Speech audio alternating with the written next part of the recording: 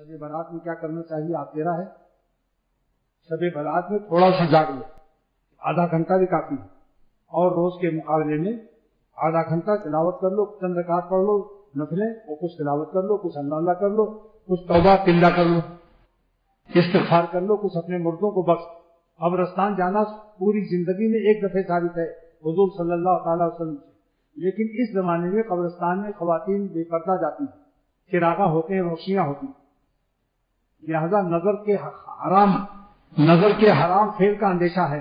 جب اندیشے فعل حرام ہو تو مستحب ترک کرنا واجب ہے. مت جاؤ قبرستان, اپنے گھروں سے پڑھ کے بخش, اور کچھ تھوڑا سا اتنی عبادت کر لو جو توفیق ہو جائے. رات بھر جاگنا بھی ضروری ہے,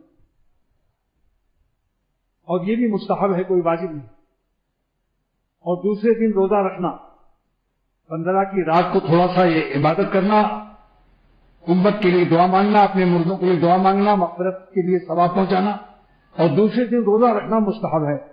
زبردستی اپنے کو زیادہ تکلیف نہ دو. شوگر کے مریض ہیں یا ہارٹ کے مریض ہیں تو تکلیف زیادہ نہ اٹھاؤ, آسانی ہو سکے تو رکھ لو, ورنہ کوئی ضروری نہیں. یہ تو اس کے احکام ہو گئے.